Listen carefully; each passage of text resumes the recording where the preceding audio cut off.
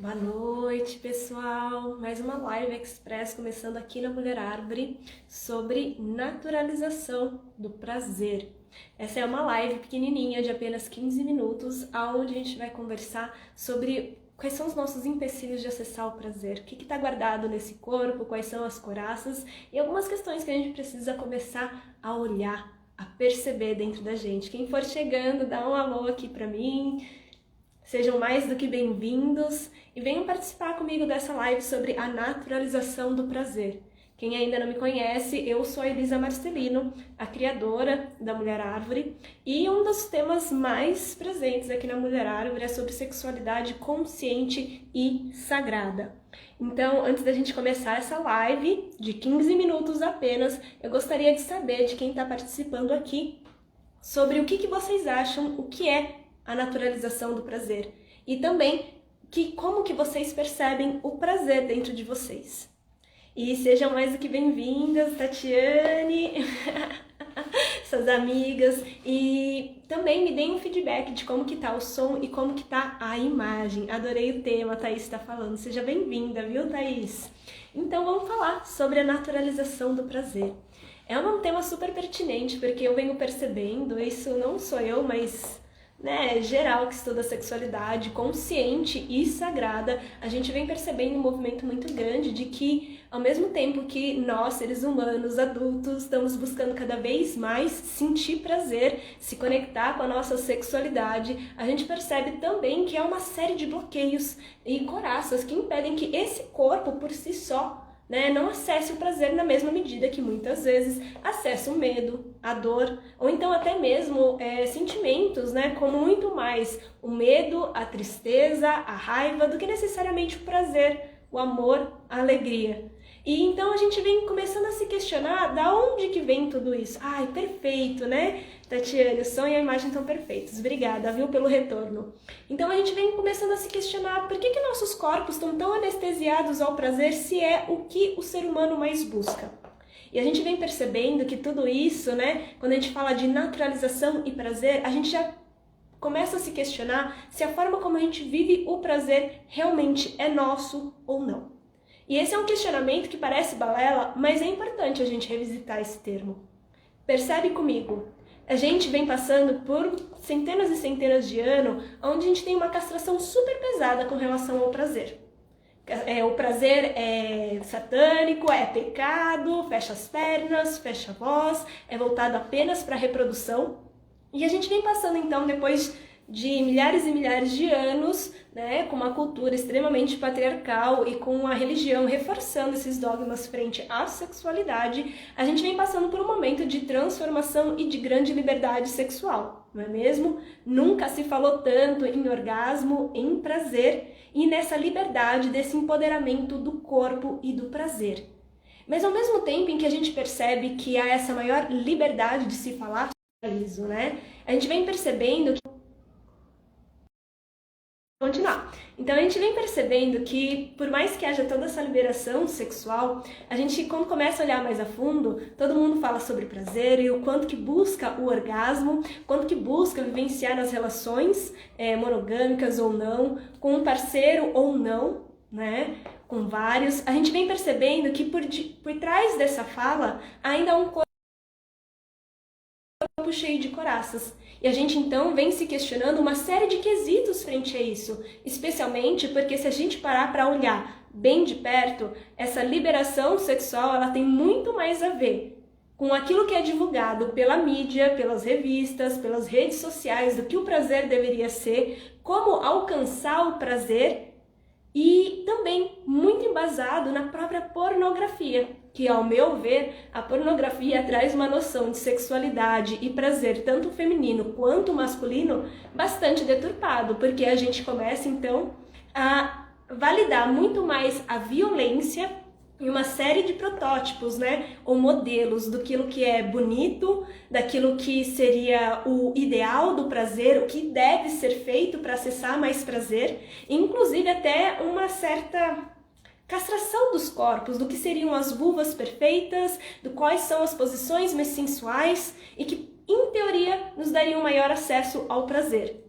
E, no entanto, se a gente olhar bem mais profundo, a gente vai percebendo que até mesmo esse viés da divulgação da liberdade sexual que é tão pautada hoje em dia, a grande maioria dessas divulgações, elas estão muito mais pautadas no olhar do outro, em dar prazer para o outro, e do que necessariamente trazer esse movimento da liberdade sexual dentro de nós. Seja bem-vindo, Marcelo.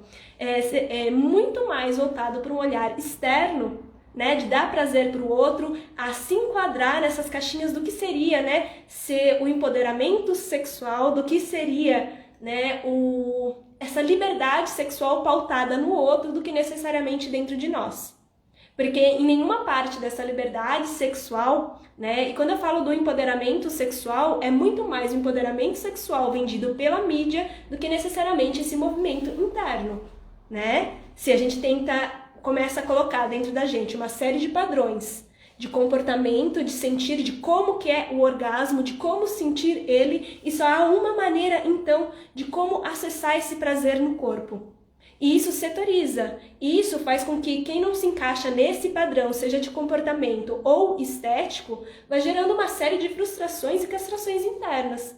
Então a gente começa a questionar se toda essa liberdade sexual realmente está voltada a uma liberdade sexual voltada para o outro, adotando todos esses termos patriarcais, do que necessariamente um movimento em que dá essa liberdade, tanto para homens, mulheres, independente de questão de gênero ou identificação, orientação. Isso já não importa tanto nesse sentido e nesse cenário, se a gente não começa a questionar. Então, se essa liberdade que é tão voltada para o olhar do outro e voltada a dar prazer para o outro, se realmente a grande questão em pauta se torna nós. E se nós conseguimos perceber o prazer, se nós conseguimos sentir esse prazer, se a forma como a gente vivencia precisa se enquadrar nesses modelos, nessas caixinhas, e principalmente, né, a gente começar a reconhecer como é que esse corpo sente, né? Como é que as nossas genitais sentem o prazer, mas principalmente todo esse corpo que é recheado de terminações nervosas que, na mesma medida em que a gente tem essa capacidade para sentir a dor, quando a gente topa, né, o pé na quina da cadeira, na quina da parede, a gente tem uma capacidade enorme para sentir dor, mas essa mesma capacidade de sentir dor nós também temos para sentir prazer. E a gente começa a perceber então que os nossos corpos se encontram anestesiados. A gente já não reconhece muito menos essa percepção do corpo ao prazer, muito menos a gente reconhece o que nos dá prazer sem seguir tantos protocolos de acessar ele, e principalmente quais são as nossas necessidades, se a gente realmente está confortável, se a gente realmente está presente, se a gente está se sentindo seguro ou não para sentir prazer. Faz sentido para vocês que estão me ouvindo? Comenta aqui comigo. E isso é muito importante ser falado, porque eu venho percebendo que a gente começa a tentar se enquadrar muito em estereótipos, tanto no físico quanto em posições, de como seduzir necessariamente o outro nessa arte da conquista, e a gente vem deixando de lado uma parte super importante, que é a nossa conexão com o próprio corpo. E o que esse corpo, que está recheado de histórias que vão muito além da história que a nossa mente conta, né, sobre a nossa própria história, como um todo, mas principalmente a nossa história sexual e das nossas experiências, mas também uma outra parte que a gente não percebe, que é o momento que a gente tem a nossa sexualidade e o prazer mais naturalizado, que é necessariamente a nossa infância. Por incrível que pareça, a gente, um momento de maior liberdade sexual e de prazer realmente é na nossa infância. E eu vou explicar para vocês o porquê. Eu sei que gera muito contraste quando a gente fala da infância e sexualidade ao mesmo tempo. No entanto, a gente percebe que são as crianças, esses seres, esses animaizinhos maravilhosos que acabaram de sair do forninho, literalmente, que não tem tantas castrações e memórias no corpo que gritam trauma, que gritam dor e que gritam essa castração que a gente vem sofrendo da sociedade, do círculo íntimo, da educação ou da falta de educação, né? Principalmente a sexual, e também a educação dos nossos pais que a gente tem frente ao prazer. Se você observar bem, a criança, ela não necessariamente genitaliza o prazer. Ela vive o prazer no seu modo mais genuíno. Porque nesse modo de começar a experimentar o seu corpo e descobrir como é que é encontrar o equilíbrio, o gosto dos alimentos, essa percepção da pele e até mesmo na própria redescoberta, ou descoberta melhor, né, das próprias genitais, eles não têm uma série de castrações ou perversões, que é uma questão do próprio adulto, de que tem que chegar a algo ou que tem uma série de fantasias e fantasias dentro de nós que não necessariamente são erradas, mas a criança não tem nada disso. Quando ela vivencia o prazer, e é o momento onde a gente tem mais contato livre da nossa energia sexual, porque tudo é uma brincadeira e uma redescoberta, onde o nosso sistema ele sente tudo com muito mais intensidade, tanto o medo, a alegria, quanto o amor e o próprio prazer. E a gente vai percebendo que nessa experimentação elas vivem maior liberdade. E, no entanto, somos nós adultos e muitas vezes os educadores, os protetores, que vêm colocando uma série de castrações e limitações. Quando se toca, quando a gente percebe, né, uma criança se tocando, normalmente a gente ativa uma série de castrações e crenças internas, tabus, demonizando muitas vezes o ato da criança de viver nesse corpo recheado de terminações nervosas, com essa intensidade a vida e toda essa sensorialidade que ainda não foi castrado o suficiente para desconectar, inclusive, os neurônios e essas sensações e percepções do corpo.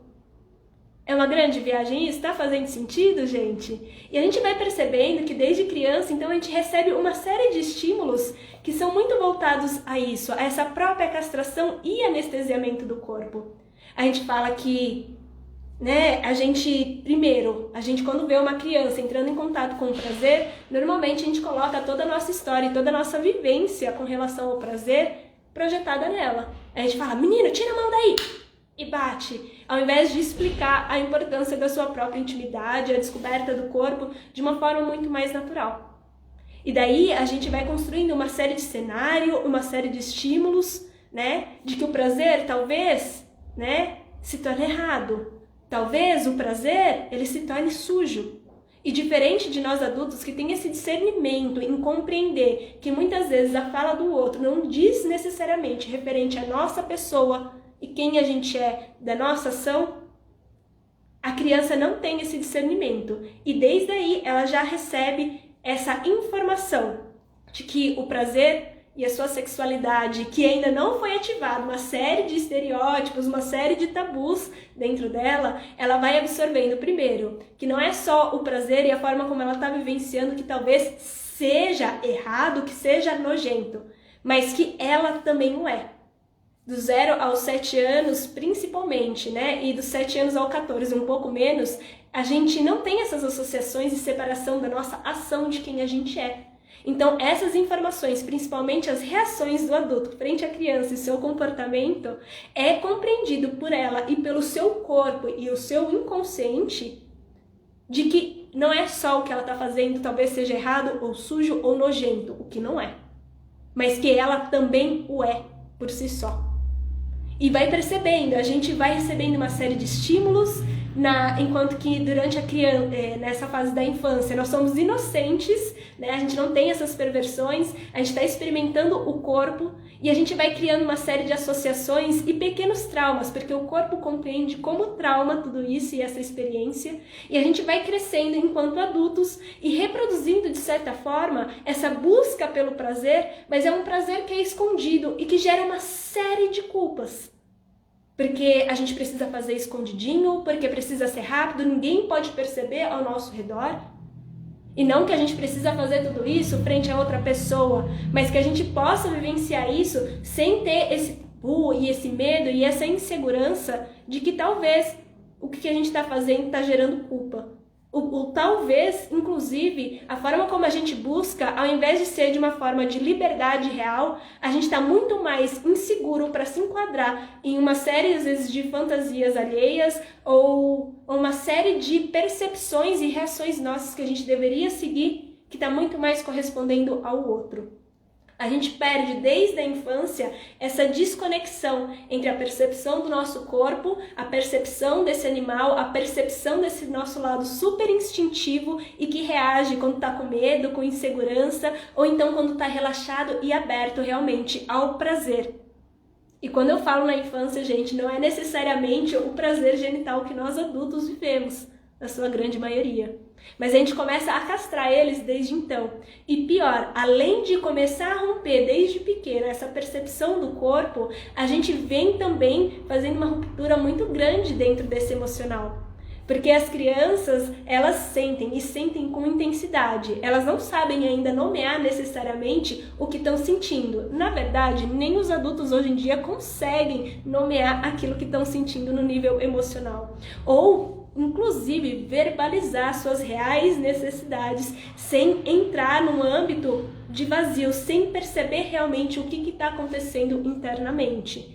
Inclusive, quando a gente traz para o âmbito sexual, quantos adultos realmente conseguem falar sem nenhum tipo de insegurança permeando o seu campo, né, internamente, de falar suas necessidades como um todo, mas principalmente no âmbito sexual, o que deseja, como quer, perceber também se os seus limites ou não estão sendo atravessados, e vocês ficariam muito chocados a quantidade de adultos que eu atendo e que não sabem necessariamente como vivenciar o prazer, ou que tem tanta dificuldade em acessar, ou então de terem orgasmos. Isso quando a gente não fala das disfunções.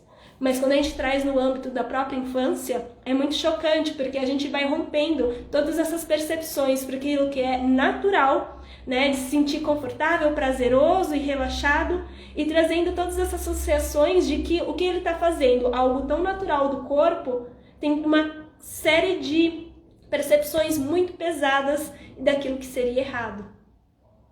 Algo que a gente sente prazer, a gente recebe um estímulo de medo. E isso vai nos rompendo, porque vai fazendo com que a gente entenda que aquilo que a gente vive não é natural, não é merecido, a gente não pode vivenciar. E é a partir daí e dessas construções que a gente recebe dos nossos pais, da sociedade, da mídia, a gente vem entendendo então bem no nível inconsciente, na própria memória celular, que a nossa sexualidade, o prazer, tem que ser carregado de culpa. Faz sentido? Eu espero que sim. E é quando a gente chega aqui para essa fase adulta, a gente vai percebendo que a gente vai colocando coraças e coraças dentro desse corpo, não só no nível emocional, não só no nível, né, das crenças limitantes, mas principalmente da própria memória celular, no qual o corpo vem se acostumando muito mais com as sensações e as percepções e as reações do medo, da insegurança e, principalmente, tem muito mais facilidade de sentir a dor do que necessariamente o prazer. E quando precisa acessar o prazer, ele precisa ser de uma forma muito intensa, porque o nosso corpo, para ele se abrir, acaba demorando cada vez mais e mais, porque não está tão acostumado, porque não está sendo estimulado o suficiente. E quando eu digo isso, eu não estou me referindo única e exclusivamente às nossas genitais, que sim, estão carregadas de culpa, estão carregadas de raiva, estão carregadas, né, de tanto medo e insegurança, inclusive a própria entrega a essa onda de prazer, a essa onda do orgasmo. E é muito interessante, porque não só as nossas genitais, mas o nosso corpo como um todo. É necessário a gente se questionar se a gente está tão aberto e receptivo, inclusive para receber um carinho, coisa que a grande maioria das pessoas não conseguem nem pedir, com medo de alguém associar como inclusive uma conotação sexual única e exclusivamente. A gente não sabe separar a dor do prazer. A gente não consegue nem separar isso dentro das relações. E é uma das grandes razões, inclusive, que muitas mulheres, muitos relacionamentos também acabam sendo muitas vezes tóxicos, né? Tem uma série de questões, uma série de conflitos que não são positivos para nenhum dos lados, em que a gente vai associando uma série de manipulações, né? E que não são tão perceptivos ao nosso racional, mas que a gente vai associando a esse jogo, a esses conflitos, a essa intensidade, né, da insegurança, da raiva, né, esse medo de perder algo que a gente também não tem, nós não temos o outro, é óbvio. A gente vai associando esse jogo da toxicidade, das manipulações, como algo excitante, e a gente vai perdendo, né, por conta de tanta intensidade, a gente compreende que o momento que a gente consegue se conectar nessas relações é única e exclusivamente no sexo e no prazer. E a gente vem fazendo essas conexões do conflito com o prazer, como se fosse algo unilateral. Não estou dizendo que são todas as pessoas, mas a gente vem percebendo que isso é muito forte, principalmente no desencadeamento, né, das próprias liberações bioquímicas, né, e do nosso corpo. A gente faz muito mais associação ao prazer junto com o medo do que necessariamente o prazer com o relaxamento, com a paz, com a parceria. E não necessariamente que a gente precisa transar só com quem a gente tá, né, enquanto relacionamento. No entanto, a gente vem perdendo essa desconexão e essa naturalização de que é possível, sim, a gente se relacionar, mesmo que momentaneamente, com as pessoas, sem a necessidade de tantos conflitos e tanta esfera que gera tanto estresse e adrenalina, ao invés de gerar muito mais, né, ocitocina. E ocitocina é um dos principais hormônios que a gente precisa para o nosso corpo se relaxar, se abrir e ser tocado, sentir prazer, inclusive ser penetrado. Para nossa vagina se abrir, para ela relaxar e se lubrificar, é necessário ocitocina e não adrenalina. Faz sentido para vocês a minha fala, gente? Eu acho que eu já passei aqui dos 15 minutos, né? Mas tá tudo certo. Eu gostaria aqui nessa live express, que já passou os seus 20 minutos, que era só para ser 15 minutos, era falar que a gente vem passando por uma série de castrações, mesmo em um âmbito de liberdade sexual, no qual a gente projeta o nosso prazer ao outro e a gente vai se encaixando muitas vezes, né, nesses jogos internos e externos para se adequar ao mundo de outras pessoas, a continuar reproduzindo uma série de padrões. E o que a gente necessita realmente é começar a desconstruir crenças e bloqueios, inclusive na própria memória celular, que a gente carrega desde a infância até a nossa vida adulta. E isso é super importante para a gente começar a soltar essa quantidade de dor que o nosso corpo carrega e abrir espaço para que ele sinta realmente o prazer. E se permitir sentir prazer na sua potência, inclusive de diferentes formas. Através da masturbação, através do carinho, através do aconchego e através também, quem deseja, através das suas próprias fantasias. Mas que tudo isso não seja através de um cenário que seja muito mais projetado para as outras pessoas do que necessariamente a nós. O movimento que a gente precisa fazer para naturalizar esse corpo ao prazer é começar reconhecendo ele, descobrindo esses espaços de prazer, que não são apenas de dor, mas sim de prazer, que todo esse corpo, os nossos sentidos e cada espaço e centímetro da nossa pele tem essa abertura ao prazer, mas é que é necessário a gente começar a se conectar com o nosso instinto, as nossas percepções, a nossa sensorialidade e principalmente as nossas reais necessidades. E quando a gente descobre realmente o nosso corpo e todo o potencial ao prazer que ele tem a nos oferecer e descobrir, entender, né, ter essa percepção real de quais são os nossos limites e o quanto a gente se sente confortável atravessar eles ou não e saber assim também expressar com bastante verdade, né, e sem ter medo de perder algo quando algo nos desagrada ou não, seja dentro do sexo, seja dentro das nossas relações como um todo. Fez sentido para vocês? Eu vou finalizar aqui essa live.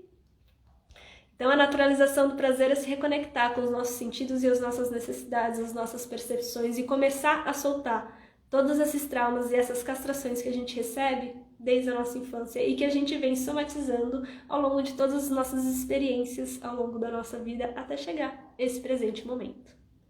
Espero que vocês tenham gostado dessa live, ela foi super rapidinha, mas espero que tenha abrangido o máximo possível essa temática. E é isso, gente. Espero que vocês tenham gostado aqui. E deixam também ali na Mulher Árvore, né? Seja através do direct ou dos comentários, quais temas que vocês gostariam que eu falasse um pouco aqui nessas lives express de 15, 20 minutinhos no máximo, para a gente estar conduzindo a Mulher Árvore de uma forma que a produção de conteúdo seja direcionada a vocês, tá bom? Então é isso, muito obrigada por vocês terem me ouvido até aqui. Desejo um ótimo finalzinho de terça-feira, uma ótima noite para vocês e a gente se vê aqui na Mulher Árvore. Um beijo e tchau, tchau!